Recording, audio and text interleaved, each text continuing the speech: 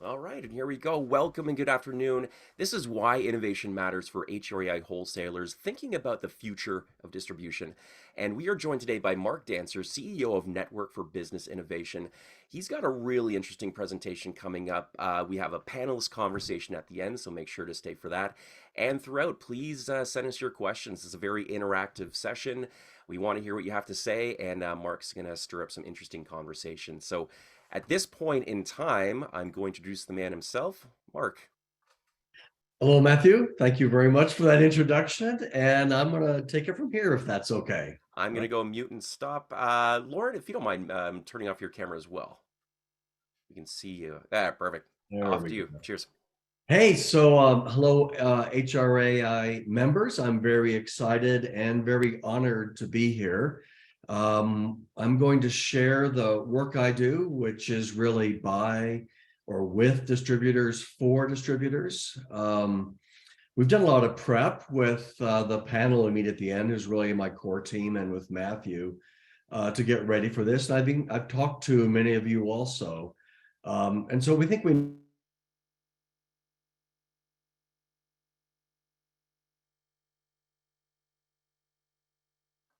As Matthew said, please submit questions if I'm not clear. Please submit questions and comments if you want to join in the conversation. I'm going to go at a pretty brisk pace, so I don't have too many slides, but I'm going to present them and talk through them in about 30 minutes, which probably actually means more like 35 or 40 minutes. And then we're going to have a panel discussion at the end. So that's going to be with the core team who brought me on board to do this project with HRAI and has helped introduce me to your members and helped me plan this presentation. So they're really the guiding force behind all of this. And they'll join in with their comments and we'll have a really good discussion and lively discussion at the end. The name of this session is Why Innovation Matters for HRAI Wholesalers. And we're really launching a project which we call Thinking About the Future of Distribution. Much more on all of that as we go. I'm going to share ideas and start a year-long conversation. So the way I'm going to do this today on our agenda is introductions, which is going to be me at the start. I've got 3 quick slides on that, because I don't know almost all of you. And I think it's important that if we're going to have a year-long conversation, you have at least a sense of who I am and how I think about things. I'm going to share 3 trends that are things you should know that are going on in wholesale distribution. And this might be things on these slides that are very familiar to you. They might be different. They really come from work that I'm doing with other industry associations as well as individual distributors. So in addition to working with HRAI, I'm working with NAW, the National Association of Wholesaler Distributors. I'm working with NAED, the National Association of Electrical Distributors. I'm working with the Professional Beauty Association a bit, and others too. So this is the things that we have noticed in working on the future, and I'm going to share them here to kind of kickstart our year-long conversation. I have 1 slide on why innovation matters. Our year together, that's going to lay out our plan for the year. Like any good plan, on the first day of executing the plan, it might change, but we're going to tell you how we're thinking this year is going to unfold. You'll get a sense of that as we go through, and then our panel discussion at the end. Oh, hey, I want to talk a little bit about why I chose the moonshot graphic on the right here. A moonshot has a definition, and a moonshot is a large project that really affects an entire community, and that cannot happen unless members of the community join in. Right. So that's how the moonshot happened. We went to the moon way back in the 60s and the 70s. And I think that our project is a bit like that, right? It's a year-long conversation about the future of distribution. And it's for you, but if we don't all figure out a way to join in some way, it won't be what it is. So that's why I'm showing the moonshot. Introduction. So this is me. For about 25 years, I was a very boring consultant. I My mission was to help my clients grow their sales and profits. And I did that by doing research. I gathered customer insights, and because they were paying me for those, it was kind of their proprietary insights. I worked for distributors and manufacturers, sometimes some of your customers. And my goal was always to create a win-win partnership because we all have a piece of the puzzle, right? We can't win without each other, manufacturers and distributors especially. And then I applied sort of the known principles of channel strategy, which I am not going to share with you. The key point is that they are known. There are books and papers. I did some of them, many other people did them. But if you want to think about your go-to-market strategy, your channel strategy, and it's pretty close to your sales strategy, your marketing strategy, you can learn how to do that. But I put all that aside because I felt like I was watching all of these things happen with digital technologies, changes in generational values, everything that's happening. And I felt like I was, doing some malpractice as a consultant, right? Because I didn't know what was really going to happen. And the rules that I'd used for 25 or 30 years, I didn't know if they applied. We are at an epic moment where digital technology is transforming not just your business model, it's transforming how we all live our lives, how we all do our work, how we learn, how we connect with people. And it's painful, right? And there's a lot of uncertainty. So I decided to stop doing consulting projects. I'm not a consultant at all anymore. And I started writing, right? And there's a famous author named Flannery O'Connor, and she's passed, but she has a quote where she says something to the effect of, "I don't know what I think until I read what I write." So I write my newsletter as, I network every day, I research every day, I work with industry associations every day, I talk to distributors and manufacturers and B2B platforms and technology vendors and government officials and on and on and on. And out of that, I think about what's happening and how it applies to distribution. And I write newsletter editions about that. I've done this for more than a year and a half. I have, I don't know, well over 100 editions, well over 100,000 words. And for me, it's a discipline. As I write down things and get feedback on it, what I think kind of surfaces. The three editions I've kind of highlighted here are three that I wrote at the beginning of the year, which are my frame for 2023, right? This is my frame for helping distributors embrace the future and kind of lead our markets and our customers to that future, right? And so the three frames are individuals, innovation, and it's individuals, ideas, and institutions, right? So you need ideas to innovate. But ideas are not proprietary. Ideas should be out there and to be debated. Ideas are the fuel of innovation, but innovation doesn't happen unless you have people to implement the ideas.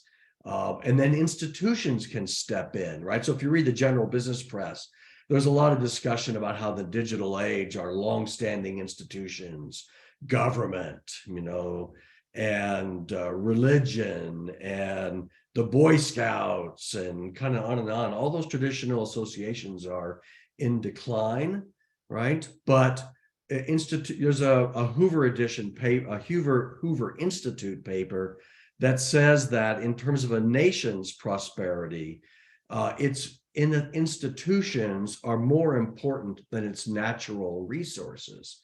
And that's true for distribution too. Our institutions, which of HRAI is an institution, and there are others, are critical for helping us all transform for the digital age, to helping us survive and thrive in the digital age. So this is kind of my frame. I'm looking as I write and as I work with associations to empower the individuals that can drive innovation, to surface ideas and debate them, and to help the institutions understand their role in the new order and the things that are happening in the digital age. I'm a fellow for the NAW Institute for Distribution Excellence. I help them with foresight. I help them with innovation. And I just want to say this again. I help them, and I'm helping HRA and NAED and PBA and every association I work with find the new voices, very often the next generation people who are, they're thoughtful, curious, and they want to do business differently. They're natural innovators, they're natural change drivers. I'm looking for those folks and I'm trying to help empower them, to give them a platform, to give them a voice, because they are the future of distribution. Okay. Here's the three trends, a quick glance at my watch, and we're very much on track here. Hey, Mark, Let's, very quickly, did you want to launch that poll? The oh innovation. yeah, I'm so sorry. Thank you, Matthew. I went right past that. That's kind of spacey of me. Yeah, do the poll. That'll help us right now, right before we get into the trends. All right, it should be up on your screens right now to everyone listening. If you don't mind just reading the question and checking your response. Yeah. Matthew, do you want to read it out loud to everybody? Yeah, absolutely. Which of the following statements best describes your company's approach to innovation? And we're asking you to pick one, and you can see that on your screen again, and I'm just going to pop on camera quickly here. We seek out proven best practices and implement them. We have assigned innovation to a person or team. Innovation is a very low priority or not a priority at all. We are hiring younger people for technology skills that will help us innovate, or other. Now, there's no comment box to do other, but you can put that in the comment section or the chat section. Now, I'm getting a note saying it's disappeared for some, but maybe the poll dropped from the screen. I'm just going to relaunch it just to Yes, relaunch the poll. relaunch it. Keep it open for a second if you There like. you go. It should be popping on your screen. Maybe check on the bottom of the poll section. Are you seeing responses, Matthew? There we go. Yep, they're starting to come in. Yeah, so whenever it's good, let me know. Just jump in again. Thank you for reminding me. I can get a little spacey sometimes when I'm doing this. No Every problem. one of those answers that you're picking from, those are the things I hear most from distributors when I ask them about their approach to innovation. So I think this might be kind of helpful just as a level set for where we are as a group, the people that are on this phone, on this call. We might launch something like this in a survey to all of our members if we want to do some larger grounding and benchmarking. Matthew, do you have the results to share with us? Yeah, I mean it's an interesting split. So about 52% said we seek out proven best practices and implement them. I mean there's a second place answer which is we are hiring younger people for technology skills that will help us innovate. And then we got a fair amount of people saying we have assigned innovation to a person or team, about 14%, and innovation is a very low priority, and that's only 17%. And then we have some people who are going about things a little differently. About 3% say they pursue other means. So what I would say, and I don't have, the scientific study to share this, but if, a longitudinal study where I've asked this question over years, but we're seeing is a shift. I asked this question a couple of years ago, and 90% of the people said we seek out best practices and implement them. And what's happening as distributors get more empowered, they're doing more of the latter. They're putting people in charge of innovation, right? They're hiring people. That idea that it's a low priority, innovation is a low priority, is going away, right? And this is really helpful. This is really important because it means that distributors are noticing opportunities and change, and we're starting to embrace them. Let me say this about this whole idea of a year-long conversation about thinking about the future of distribution. We have the opportunity for comments here in the panel at the end, but at the end I'll show you my email address and you'll see other communications coming from us. If you want to talk about that poll result or anything else, reach out to me. If every single HRA member reached out to me all at once, I would be delighted and I would figure out how to handle it. Right? So those conversations are going to be how we move things forward. Okay. So this is and there's another poll at the end, Matthew, if I forget it, remind me. Right. No So, problem. And I'm going to share the results of the poll in about 5 minutes. I'll give people another 5 minutes to complete it. okay. Yeah. Break in when you've got the data. Sure Okay. thing. And we'll see it. I'll keep going. All right. So number one trend, something that's happening. I don't even want to call it a trend. It's just things that are happening that you may not know about. And that is distributors investing in data confidence is becoming a top priority. Now, people think about data confidence, they usually think about their confidence in the data. And that's true, right? It's a huge issue to have clean data that you can use for analytics, that you can use for machine learning, that you can use for AI, that you can use just to post the stuff you want to post on your e-commerce platform about the products you sell. And getting that data and getting it clean is really hard. But it's not just confidence in your data. The thing that has really arisen in my work and working with distributors and associates last year is the realization that we have to have confidence in ourselves, that our leaders need to be facile with making decisions around data, more sophisticated data than we have in the past, that our teams have to be able to come together and work from shared data.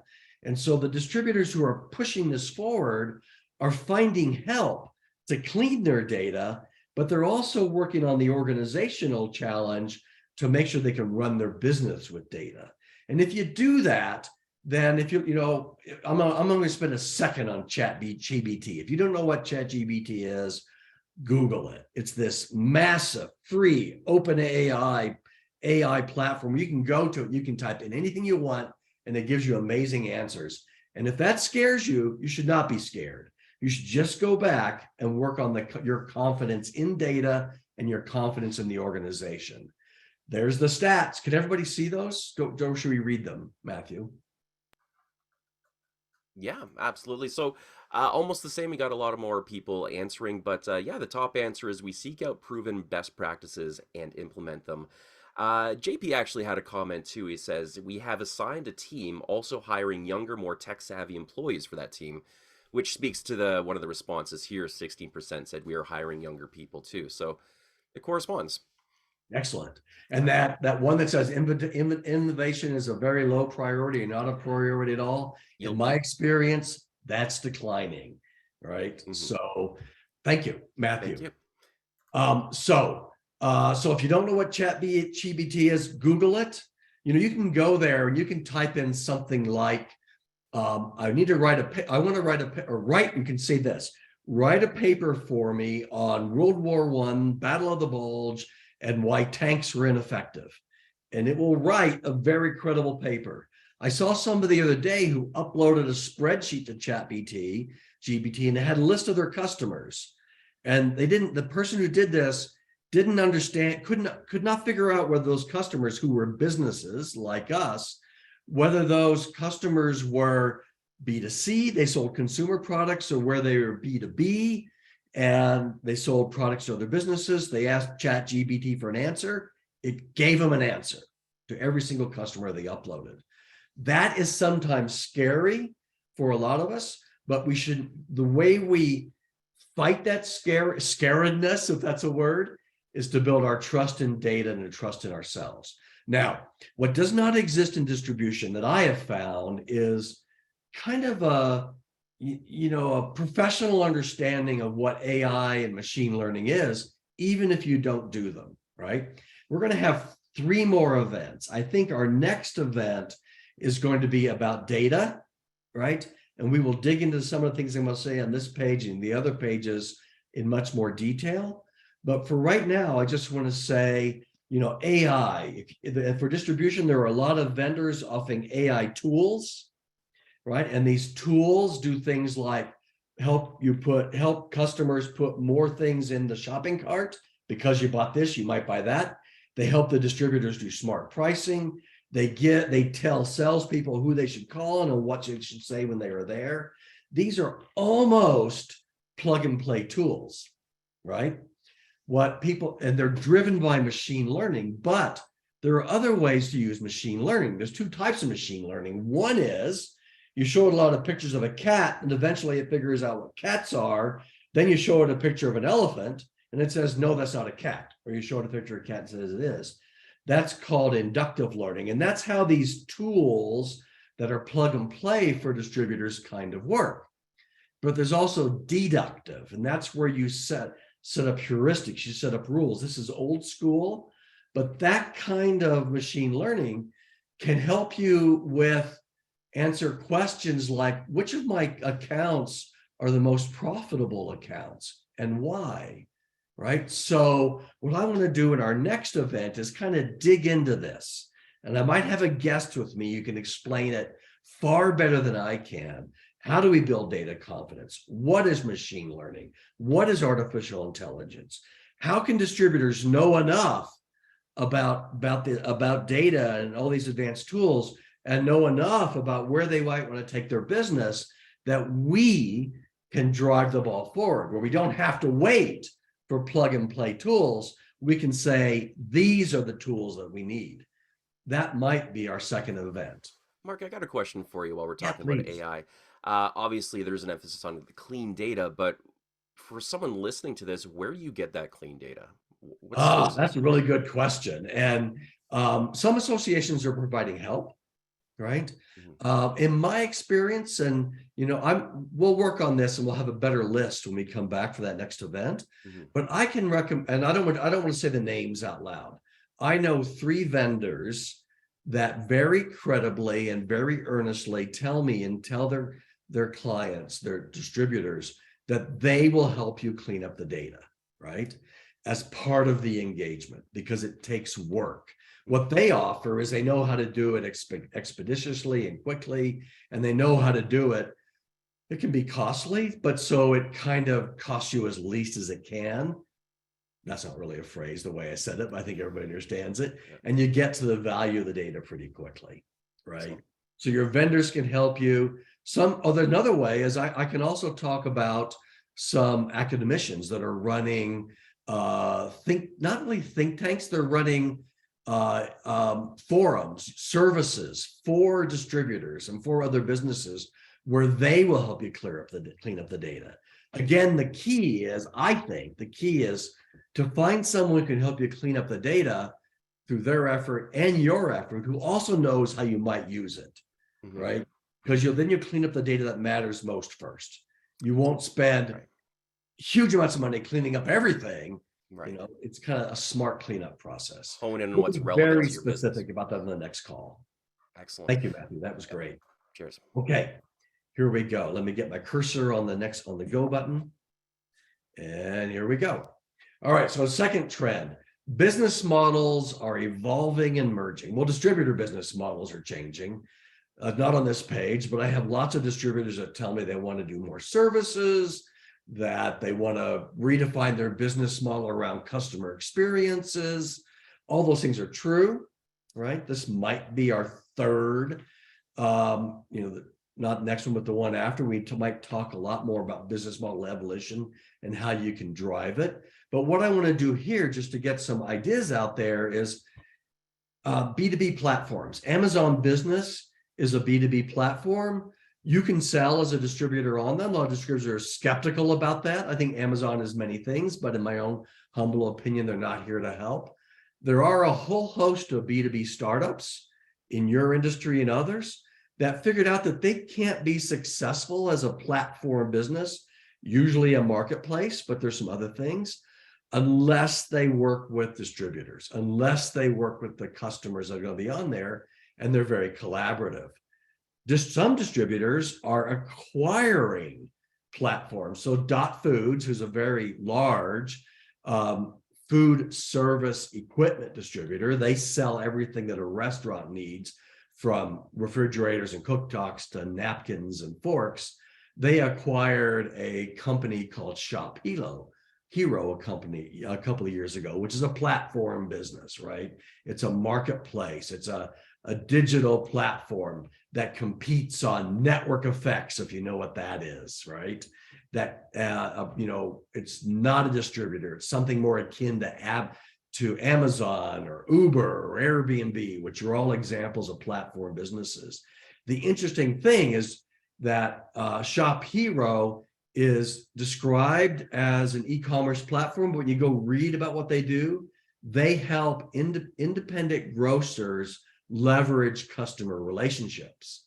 So for me, the interesting thing that distributors might do, and maybe their associations or maybe their buying groups kind of get into the platform game, it's not just about online marketplaces, right? It's about, which is a place for your customers to go and buy.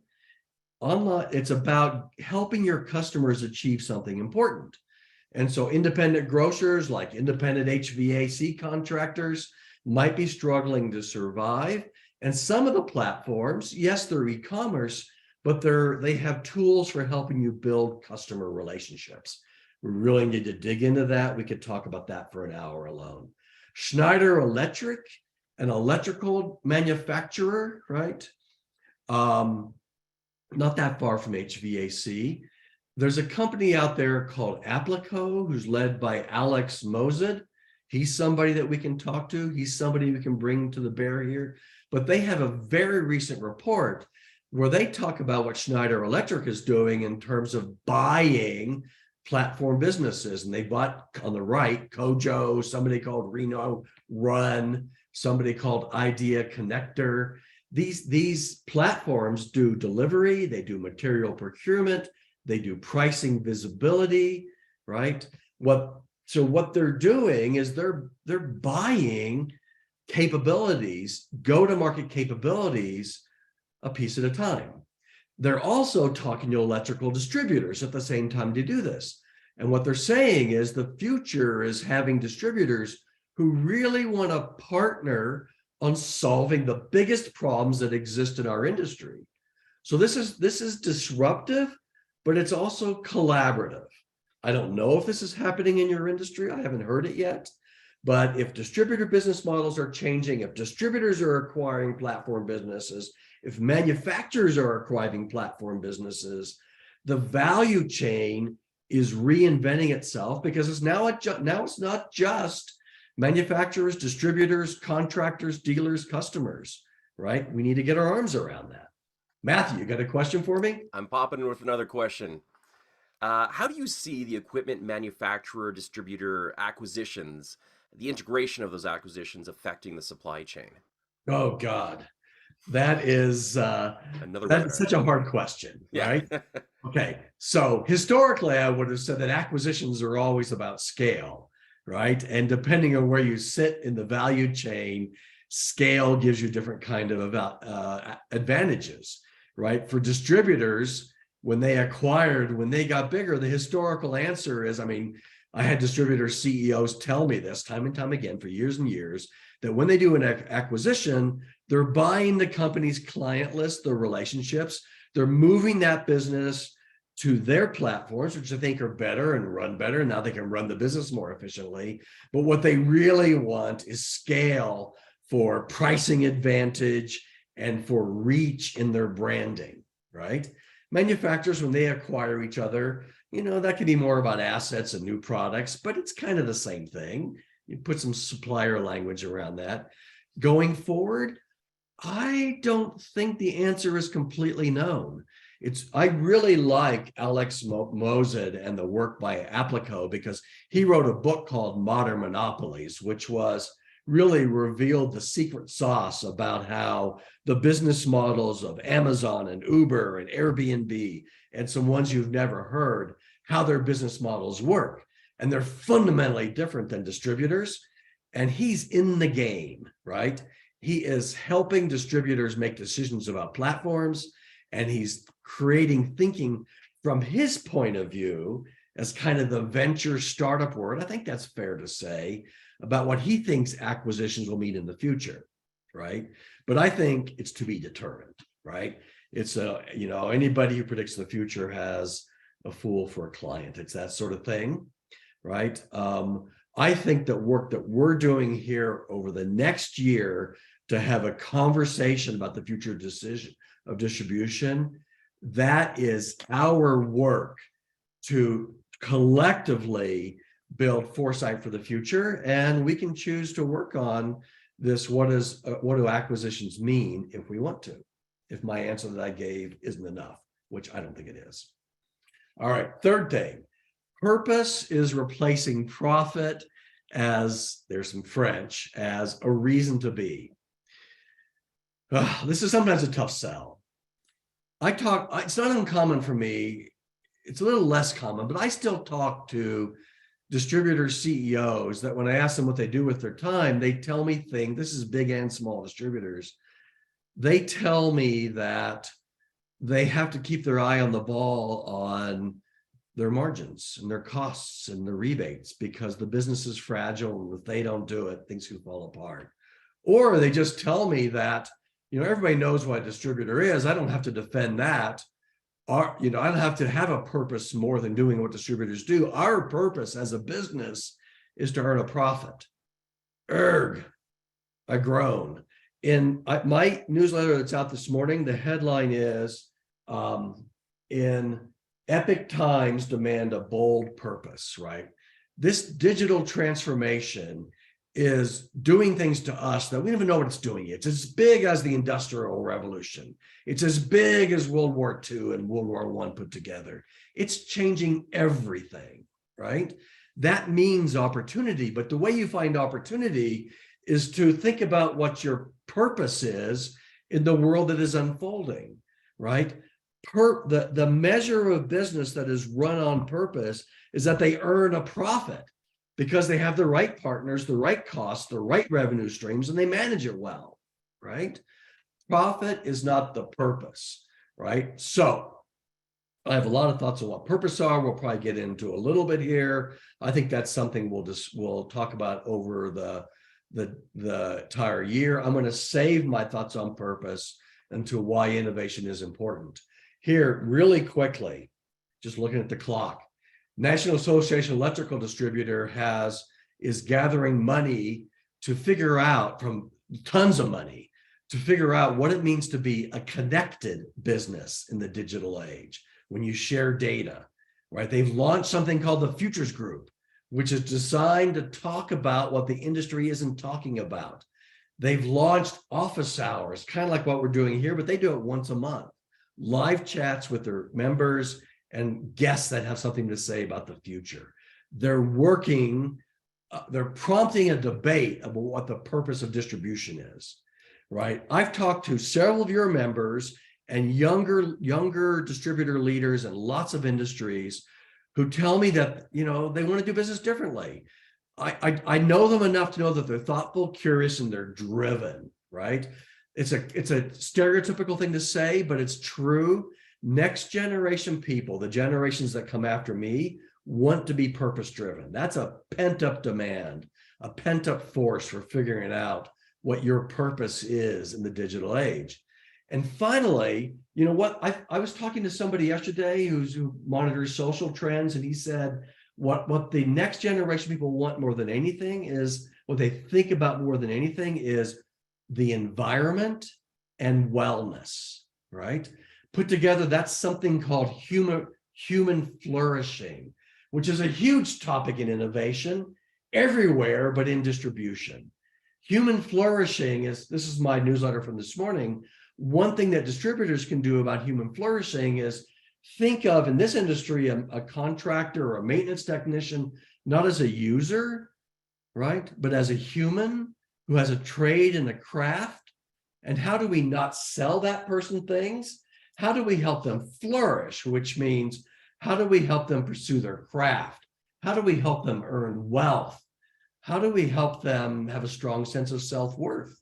This is happening in the Professional Beauty Association. They've launched an innovation to do that. Their skilled workers are stylists.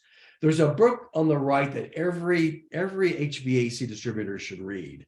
She's a reporter. She's of science.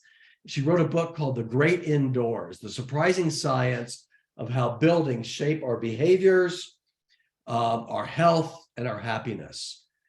In talking with 2 or 3 already of your members, the younger leaders, they have kind of got it, even though they can't articulate it, that we in HVAC are in the business not of selling equipment, not of providing installation, not of even renting or leasing gas water heaters. I think that's common in Ontario. I've learned that. We are in the business of delivering a healthful and wealthy, healthy and whatever, I can't say it. Sorry, I'm stumbling a little bit. Addressing the environment and addressing wellness in the great indoors. Our purpose is something around that, even if I can't articulate it. Here's why innovation matters in a slide. Innovation matters because every human on the planet, and if I just think about our nations here in North America, US and Canada especially, We are facing unprecedented challenges.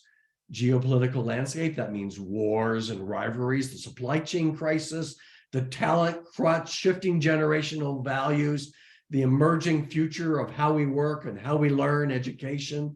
And then what we talk most about, but the ongoing digital transformation of our work and also our lives. That's huge. That's as big as World War I and World War II put together. It's bigger than the Industrial Revolution, right? Everything we know is changing.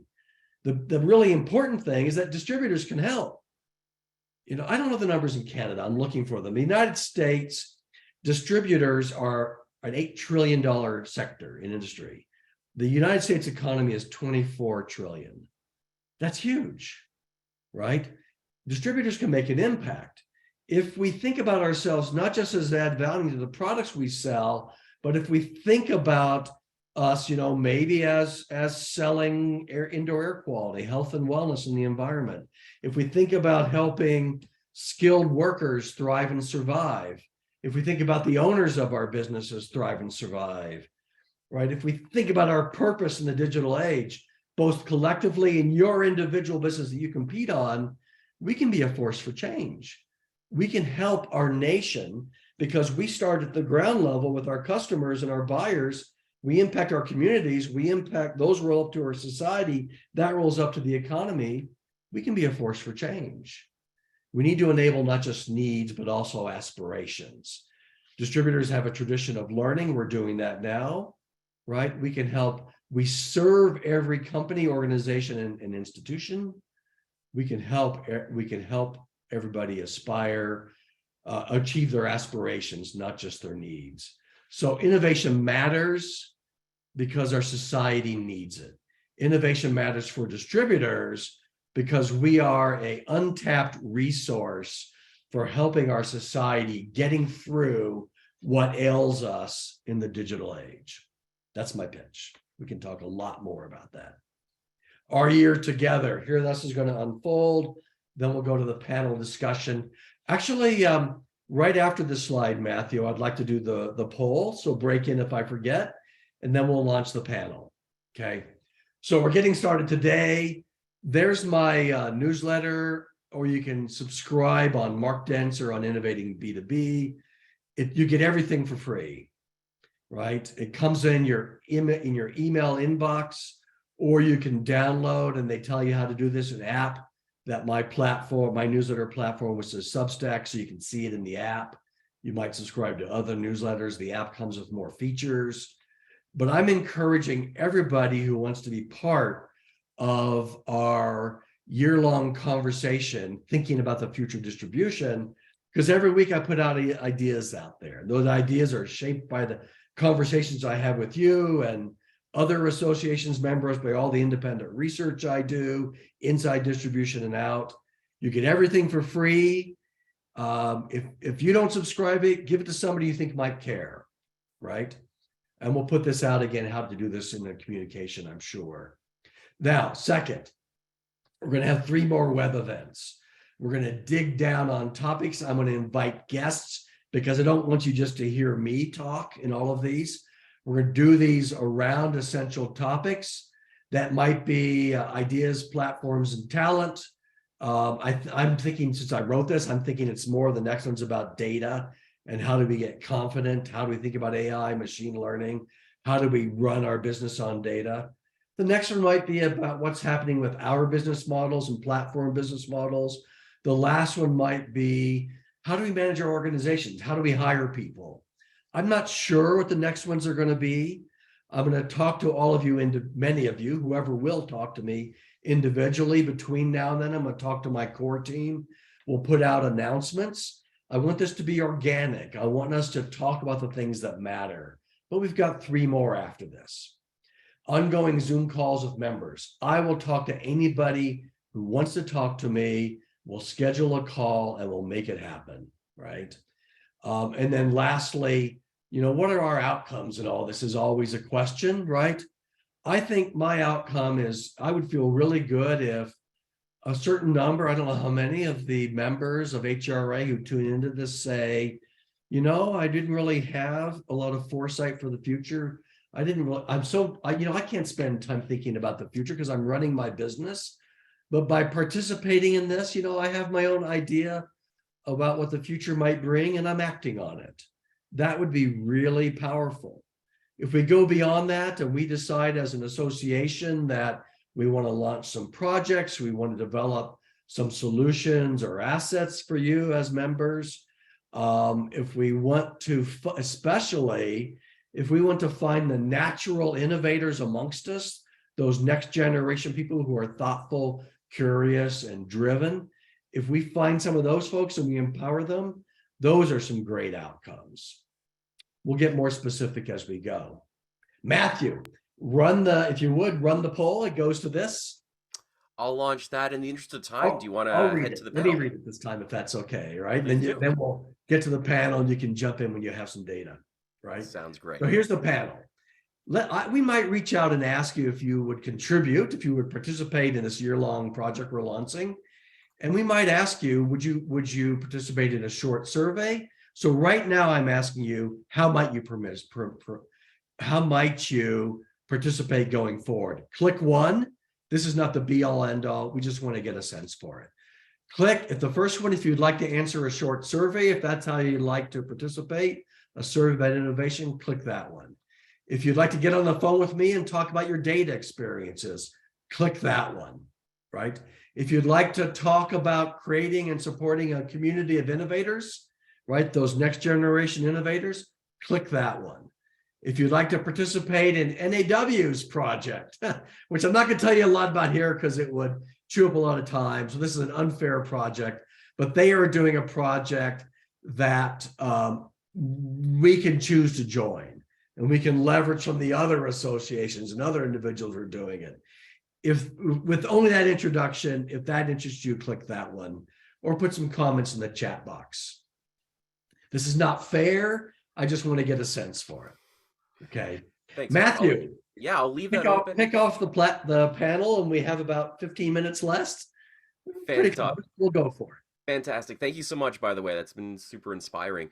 So at this point in time, I'm going to ask the following people to turn on their cameras and their mics. We're going to have just a free-flowing dialogue about innovation in the sector.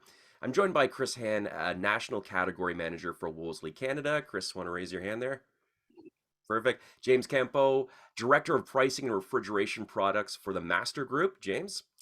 Laura Lee Hagee, Director of Business Development and the Wholesaler Division at HRAI. There she is. And of course, Mark, who you've known for the past 40 minutes. So thank you so much for joining. I see everyone's got their mics off, which is great. We're going to have, I'm going to pose a few questions while we got some time left. Just feel free and jump in. So first and foremost, here's a bird's eye view question for you. What is innovation and why is it important for distributors? I can kick us off, guys, if you don't mind. I don't know. I think quite simply put, I look at innovation as evolving your business model. What does your business look like today? What does it look like in a year? What does it look like in 5 years? And I know a lot of us don't have the time to think about what our business should look like in 5 years. But what will it take? What steps do we have to take? What changes do we have to make in the organization? What systems do we have to institute in order to get us to that 1 year, 5 year period? And it's going to take some things like Mark, I think back to your data confidence slide. That is a massive one for our industry. As everybody knows, over the last 2.5 years, with supply chain issues, our data is, for lack of a better description, garbage, because we now have to reference 3 years of data rather than a year over year kind of snapshot of where we're going.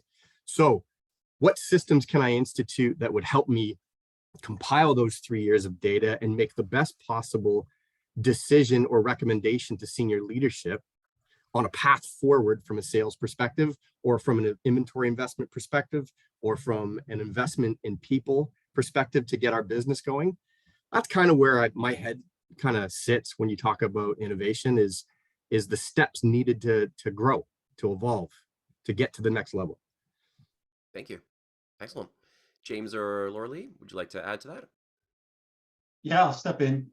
So for me, it's being able to, or having the ability, as Chris sort of said, to look forward not next year, but farther than that. So, and to listen.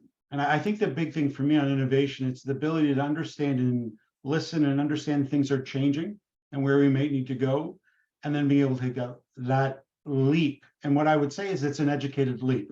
So in our industry, a lot of people say, hey, what's the crystal ball say for next year? It's not really about a crystal ball, it's on a guess.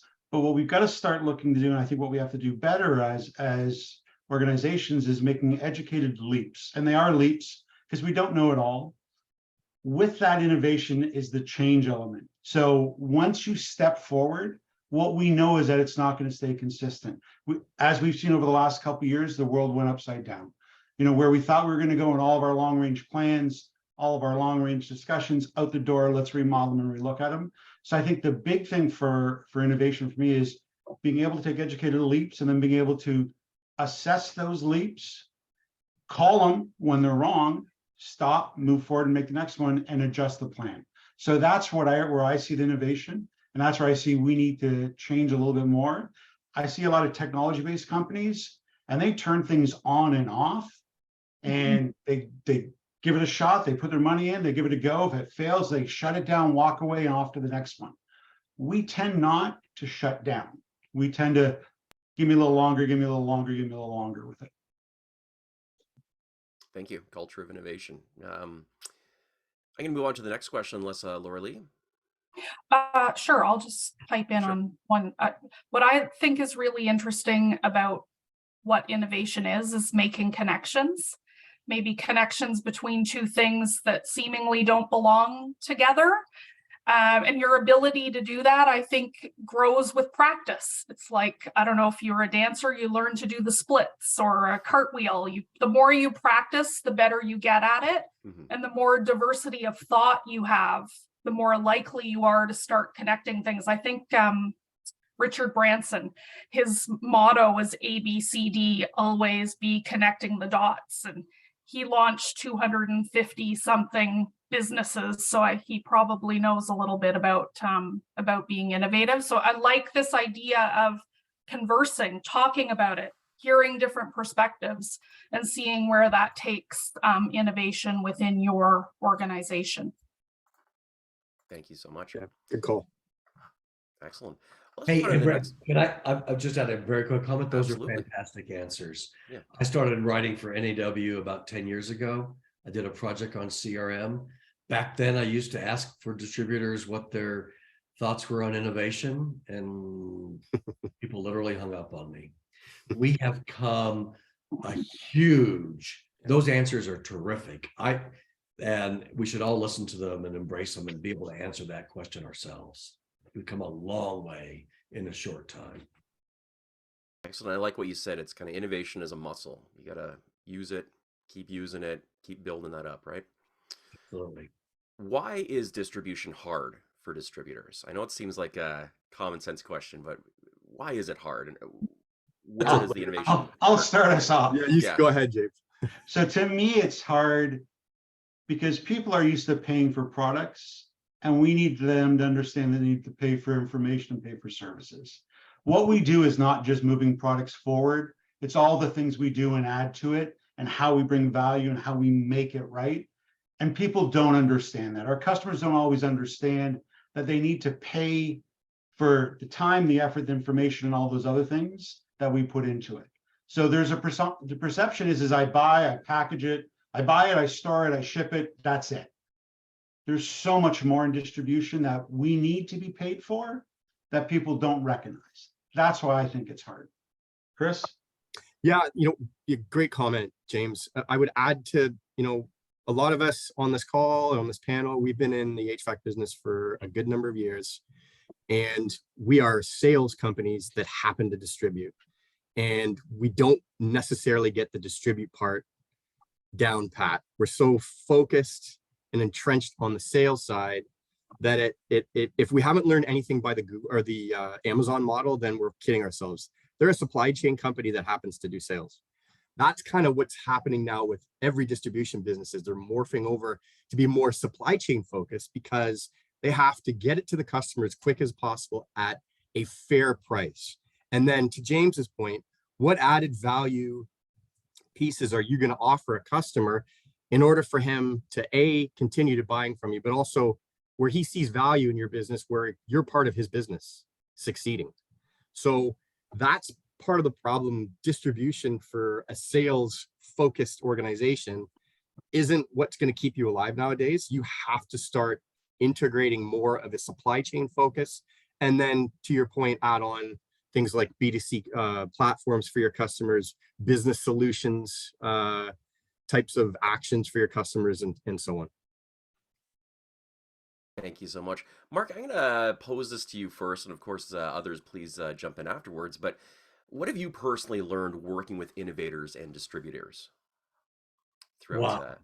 throughout your Oh my consulting? gosh, that's like a super duper question. Well, I am in awe of distributors, actually. I think that distributors is one of the toughest business models around, right? And we exist as intermediaries, and our manufacturers figure out the sell price, and our customers are sophisticated buyers, and we're squeezed by that. And we fight to create value add and earn our margins every single day, right? And I'm in awe of distributors. So I've learned that. What I'm learning is that this whole idea of being purpose driven is really powerful. If we can work our muscle memory around that and kind of figure out what that means for us in our industry, distributors' purpose was really kind of, cast in stone at the end of World War II, when Eisenhower in the US built the highways and Canada did the same, and the phone system expanded, and distributors covered larger territories and got bigger. Then we figured out we can consolidate each other and get bigger. But today we think about our role as value add, right? And what do we add value to? A product manufactured by others. When distributors talk about becoming customer experience companies, they're saying my purpose is to help the customer succeed and thrive. That's my purpose. And margin follows value. If we have a bigger purpose, we can create more value, and we can get out of this really tough margin situation we're in. That's what I've learned about from distributors looking forward. I'll throw it to you guys as well, and we got 5 minutes left as Zoom is screaming at me right now. But James and Chris, what have you learned working with distributors and innovators? Is there anything you'd like to add?